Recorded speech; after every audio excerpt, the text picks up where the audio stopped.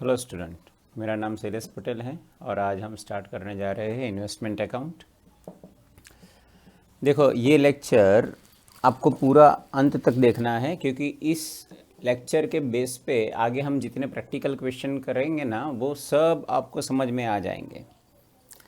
तो देखते हैं इन्वेस्टमेंट अकाउंट। आपको पता है कि investment, there are two types of investment. एक होता है लॉन्ग टर्म, जो लॉन्ग टर्म पर्पज़ से हम इन्वेस्ट करते हैं।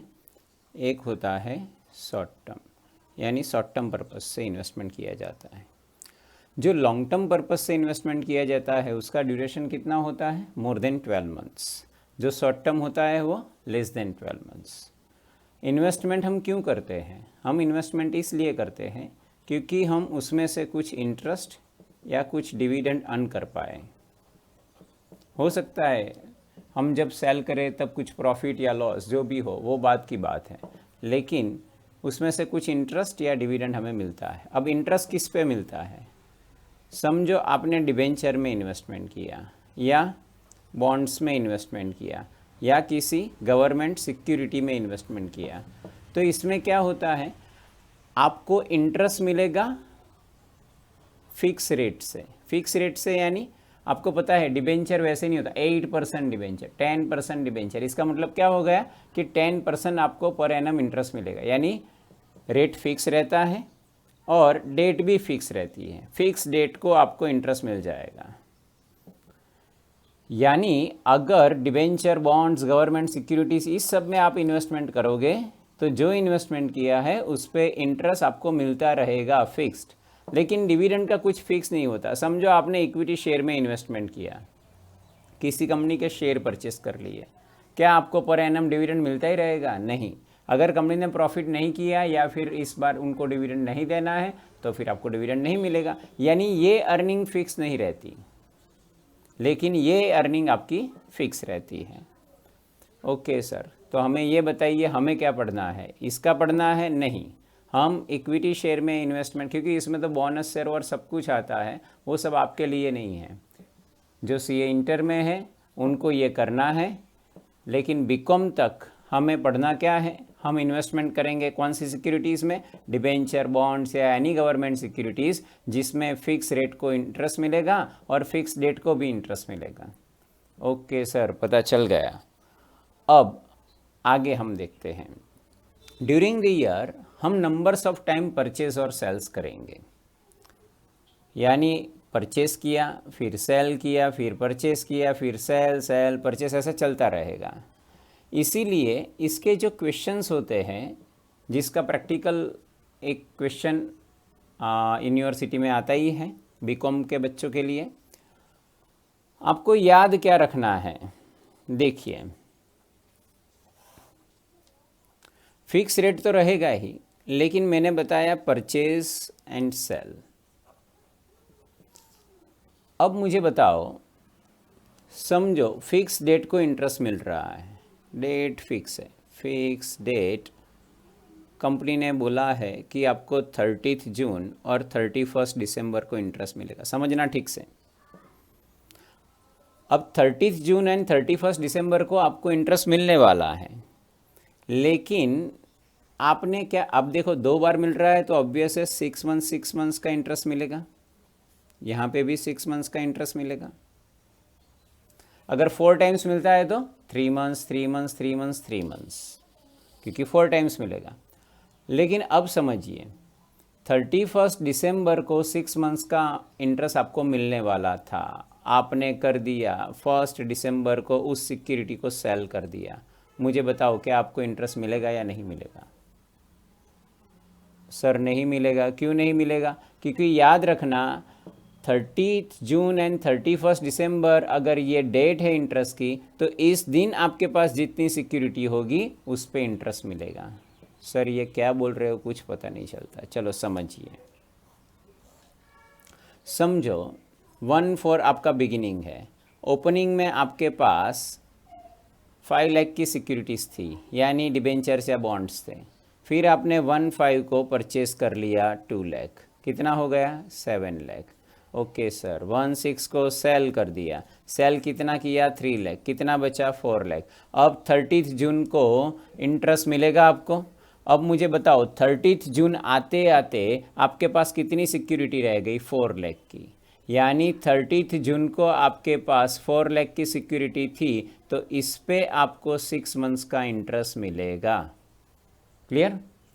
अभी 30 जून इतनी सिक्योरिटी थी, फिर परचेस की, सेल किया, परचेस किया, सेल किया, और 31 दिसंबर आते आते कितनी सिक्योरिटी हो गई वो देख लीजिए, और वो जो अमाउंट होगी उस पर 31 दिसंबर को 6 मंथ्स का इंटरेस्ट मिल जाएगा। यानी जिस डेट को इंटरेस्ट मिलने वाला है उस डेट को जितनी सिक्योरिटीज़ आपके पास होगी उस पर इंटरेस्ट मिलेगा। ओके सर, पता चल गया। अब कैलकुलेशन कैसे करेंगे, देखो समझिए। इंटरेस्ट ऑलवेज फेस वैल्यू पे होता है। Interest must be on face value calculate किया जाता है, फेस वैल्यू और इसे नॉमिनल वैल्यू। लेकिन फेस वैल्यू और नॉमिनल वैल्यू अलग होती है, लेकिन जब आप इन्वेस्टमेंट करते हो मार्केट में उसकी वैल्यू अलग रहती है, तो फिर आपको कॉस्ट प्राइस फाइंड आउट करनी पड़ती है। अच्छा सर, ऑब्वियस है, समझो ये 5 लाख की सिक्योरिटी है, लेकिन मार्केट में परचेस करने गए तो 5 लाख में नहीं मिलेगी, हो सकता है ज़्यादा अमाउंट पे करनी पड़े, कम अमाउंट पे करनी पड़े, बीच में ब्रोकर होगा उसको ब्रोकरेज देनी पड़े, तो फिर उसकी कॉस्ट प्राइस कुछ चेंज हो जाएगी। तो फिर सर कॉस्ट प्राइस कैसे फाइंड आउट करनी है, तो समझिए। परचेस आपकी 2 हो सकती है, एक हो सकती है कम इंटरेस्ट परचेस, एक हो सकती है एक्स इंटरेस्ट परचेस। कम इंटरेस्ट परचेस का मतलब हो गया विथ इंटरेस्ट परचेस, और एक्स इंटरेस्ट का मतलब हो गया विदाउट इंटरेस्ट। सर ये क्या है विथ इंटरेस्ट और विदाउट इंटरेस्ट, समझना आप, ये बहुत ही इम्पोर्टेंट पार्ट है आपके प्रैक्टिकल क्वेश्चन में। ये अभी जो मैं डिस्कस कर रहा हूँ बहुत ही इम्पोर्टेंट पार्ट है। समझिए, आपने 1 दिसंबर को कोई सिक्योरिटी परचेस की, 31 दिसंबर को उस सिक्योरिटी पे आपको इंटरेस्ट मिलेगा या नहीं मिलेगा? हाँ सर मिलेगा। वो कितने टाइम का मिलेगा? 6 मंथ्स का मिलेगा, जैसे मैंने ये डिस्कस किया। अगर 1 दिसंबर को आपने सिक्योरिटी परचेस की तो 31 दिसंबर को आपको 6 मंथ्स का इंटरेस्ट मिलने वाला है। और आपने सिक्योरिटी कितने टाइम रखी है अपने पास? Only 1 month, only 1 month. इसके आगे तो किसी और के पास सिक्योरिटी होगी। आपने 1 दिसंबर को परचेस कर ली, 31 दिसंबर को आपके अकाउंट में 6 मंथ्स का इंटरेस्ट आ गया। ये कैसा? आपने 1 मंथ होल्ड करके रखी और 6 मंथ्स का इंटरेस्ट ले लिया। तो फिर आपका जो रेट फिक्स होगा ना, रेट फिक्स होगा, यानी इस जिसके पास से आपने सिक्योरिटी परचेस की होगी उस रेट को 2 हिसाब से दिया जाता है आपको क्वेश्चन में। हो सकता है वो रेट कम इंटरेस्ट हो, यानी विथ इंटरेस्ट रेट फिक्स किया गया हो, या हो सकता है कि वो एक्स इंटरेस्ट हो, एक्स इंटरेस्ट यानी विदाउट इंटरेस्ट वो रेट फिक्स किया गया हो। क्योंकि वो आगे जो भी पर्सन है वो 5 मंथ्स का इंटरेस्ट वैसे ही नहीं जाने देगा ना, और आप तो आपका राइट सिर्फ 1 मंथ का है और आपको मिला 6 मंथ्स, तो फिर इंटरेस्ट का कैलकुलेशन तो करना पड़ेगा। तो आपको जो रेट क्वेश्चन में दिया जाएगा वो रेट हो सकता है कम इंटरेस्ट हो सकता है एक्स इंटरेस्ट हो। कहने का मतलब ये है, समझो 1 लाख की सिक्योरिटी है, लेकिन आपने 99% से अगर परचेस की है, सो आपने परचेस किया 99,000 में, 99,000 में। अब ये जो रेट फिक्स हुआ 99% या फिर 99, वो रेट हो सकता है कम इंटरेस्ट हो सकता है एक्स इंटरेस्ट हो। कम इंटरेस्ट का मतलब विथ इंटरेस्ट ये रेट फिक्स किया गया हो, एक्स इंटरेस्ट का मतलब विदाउट इंटरेस्ट ये रेट फिक्स किया गया हो। अगर ये विदाउट इंटरेस्ट होगा तो फिर आपको इंटरेस्ट सेपरेट कैलकुलेट करना पड़ेगा। कैसे, देखते हैं। कम इंटरेस्ट परचेस का मतलब आपकी जो परचेस प्राइस है उसमें इंटरेस्ट इंक्लूड है, तो फिर आपको पहले इंटरेस्ट माइनस कर देना पड़ेगा, और आपको ब्रोकरेज अगर आपने पे की है तो फिर ब्रोकरेज का पेमेंट कीजिए, सो आपकी कॉस्ट प्राइस मिल जाएगी। ओके सर, देखो ये फिक्स फॉर्मेट है with interest purchase, come interest purchase का। लेकिन एक्स इंटरेस्ट परचेस हुआ तो उस परचेस प्राइस में इंटरेस्ट नहीं होगा, क्योंकि ये विदाउट इंटरेस्ट परचेस है। एक्स इंटरेस्ट परचेस लिखा है, मतलब विदाउट इंटरेस्ट परचेस, यानी इसमें इंटरेस्ट नहीं होगा। इंटरेस्ट नहीं होगा तो ये पोर्शन लिखने की ज़रूरत नहीं है। इंटरेस्ट को सेपरेट कैलकुलेट कीजिए। इंटरेस्ट हम सेपरेट कैलकुलेट करेंगे, सेपरेट। तो फिर क्या होगा, परचेस प्राइस में अब क्या कीजिए, सिर्फ ब्रोकरेज को ऐड कर दीजिए। ओके सर, और ये हो जाएगी कॉस्ट प्राइस। देखो ये फॉर्मेट याद रखना बहुत ज़रूरी है। अगर कम इंटरेस्ट हुआ मतलब के विथ इंटरेस्ट, तो पहले इंटरेस्ट माइनस करके फिर ब्रोकरेज ऐड करनी है। और एक्स इंटरेस्ट हुआ तो एक्स इंटरेस्ट का मतलब ही ये है, समझो एक्सक्लूडिंग इंटरेस्ट, उसमें इंटरेस्ट इंक्लूड नहीं है, तो फिर आपको डायरेक्ट ब्रोकरेज ऐड कर देनी है। उसमें इंटरेस्ट था ही नहीं, सो इंटरेस्ट अलग से कैलकुलेट कीजिए।